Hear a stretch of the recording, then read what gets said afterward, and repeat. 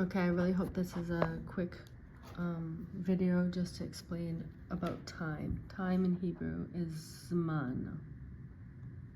Zman.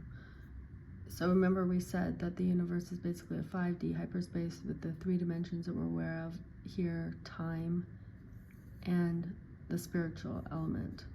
Okay? And so in our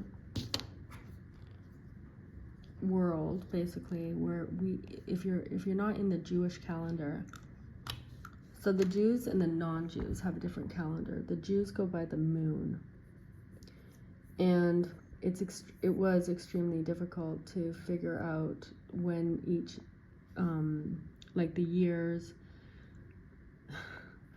and the months and the times, but we had that knowledge how to figure out according to the moon. There's 12 months of the year. Like there's 12 tribes of Israel, there's 12 months. There's also 12 zodiac signs. And it all has to do with the tribes of Israel also. And so we think, okay, so if it's the Gregorian calendar, they go by the sun, okay? And they also worshipped the sun back in the day, even still today sometimes. But so they go by the sun and we go by the moon. And so when I started being observant, it was really trippy for me to think that actually this is the year. This is the real year, 5,783. And just to realize that I'm out of sync with Judaism, with the natural order. Like the way that the secular calendar works is you have every day of the week and they're basically all the same.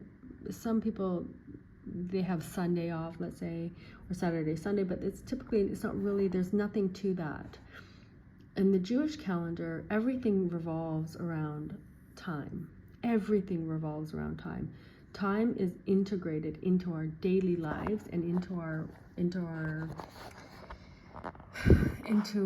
practices, our spiritual practice. Okay, so there's 7 days of the week where we said that the 7th day is Shabbat. Now you should know also that when God created the world, He created different things on different days. Adam and Eve were created on the 6th day, and that's when, and the 7th day, Adam and Eve were supposed to enjoy Shabbat, but they sinned here. They didn't get to Shabbat. So in our reality, we have 7 days, 6 days of not holy days, and we have 1 day which is holy, which is the Shabbat, and we said that the Shabbat is the source for the blessing for all the other days.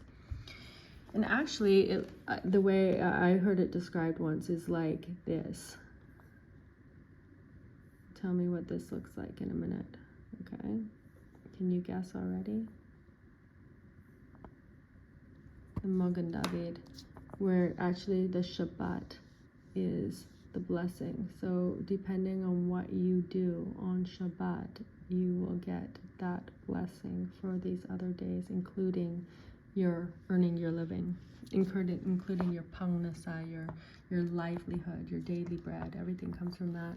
So we should know also, we said that the Hebrew language is a holy language. It's the first language, and by manipulating the letters have like spiritual significance, and they also have value and a physical kind of reality, the quality and the quantity. Well, most words in Hebrew, all words in Hebrew have a root, and the root is usually 3 letters. So Zman means time, and Hazmana has the root letters, here you can see, of Zman, but Hazmana means invitation. So for a Jew, we're bound to a different kind of time than the other nations. And everything is to help us get the blessings. Okay, so Zman means time, and Hazmana means invitation. But invitation to what? An invitation to the eternal world. This invitation is conditional, though, that you get in this system. You get into the system. You live in this world as a Jew with Shabbat, and the Brit, and the Torah.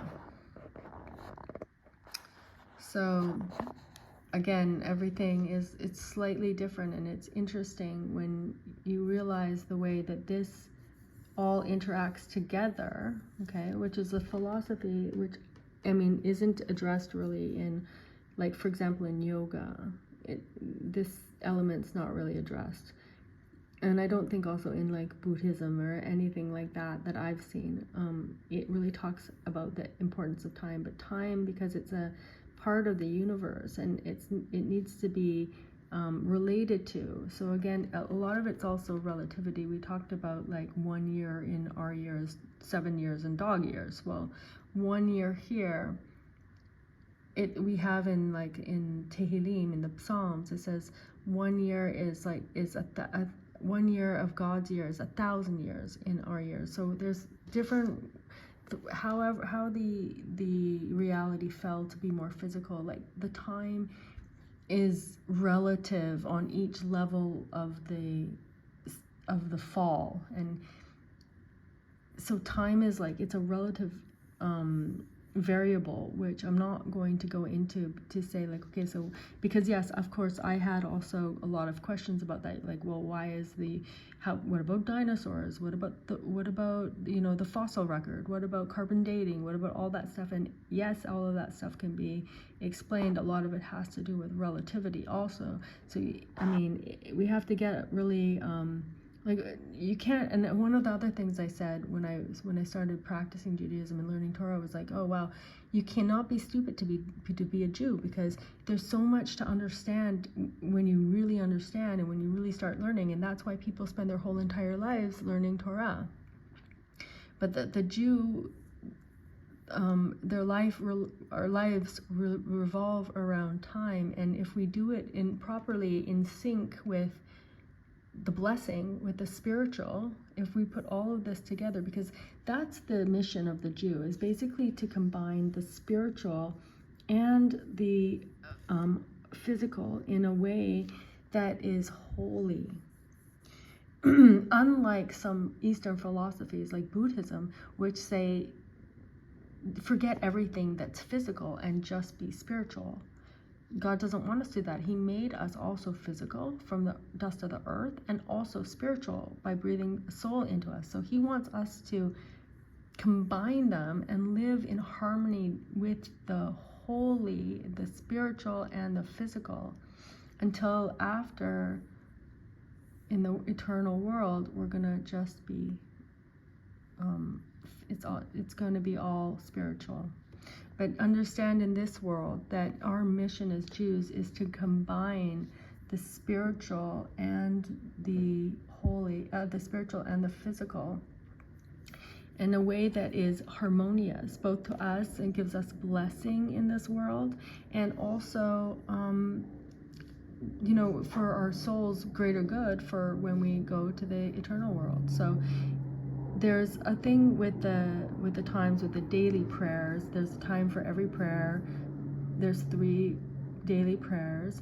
There's also the Moadim and the Chagim. There's also the holidays, and the holidays are basically opportunities where different levels of the spiritual light are available to us to take. So Hanukkah has a special light that is available for us to benefit from, and it will help our souls. It will, because the spiritual, the physical, when we're in the physical world, and especially because we're mixed in with all the other nations that don't have these traditions and don't get this blessing and don't have the Torah, then it's our opportunity to absorb basically the spiritual light on those days and grow our own spiritual connection to the holy, to God.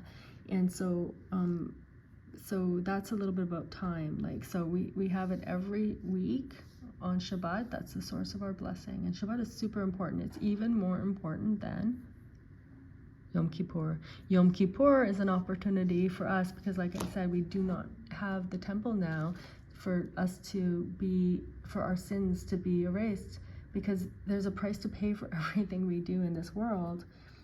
When the soul and the body separate, the soul needs to be cleaned to go back to the source, to God. And so it needs to be cleaned either in this world through reincarnations to try and fix what we did, or that are like a stain on the soul, or there's other things that can happen. So Yom Kippur helps us to, instead of having the daily sacrifices, helps us to remove some of that sin and get, it's called a kapara, Yom Kippur, kapara, again, Kippur, kapara. I'm sorry that my writing's so messy. I don't really have a stand or anything. I'm just trying to explain some things. So the calendar, the Jewish calendar, and all the different holidays are really just opportunities to combine the physical, our physical, with the holy, in order for us to benefit from that. Because that's ultimately our mission in this world, is to stay connected to the holy and to the spiritual, so that when we get to the end of our lives, we're in a good spot. And then when all the dead are brought back, and when the Mashiach comes, and the Messiah comes, and we go into the Messianic age, and then after into the eternal world of truth, it will, in large part, where we are in that world, our social status basically will be determined on what we did in this world. And so it's not like, oh, we just like again, like Buddhism or something, where they just don't care about this physical world and we don't want anything to do with it. No, we understand that there's reward and punishment for everything we do in this world. It's measure for measure. So depending on what you do here is the reward or punishment you get after. I can talk more about that later if anyone has questions, and I'm sorry if it's a little bit vague. It's extremely involved. So hopefully I've given you a little understanding about what the time is. And to a Jew, like, to be in sync with your soul in this world, all of this basically has to come as a package.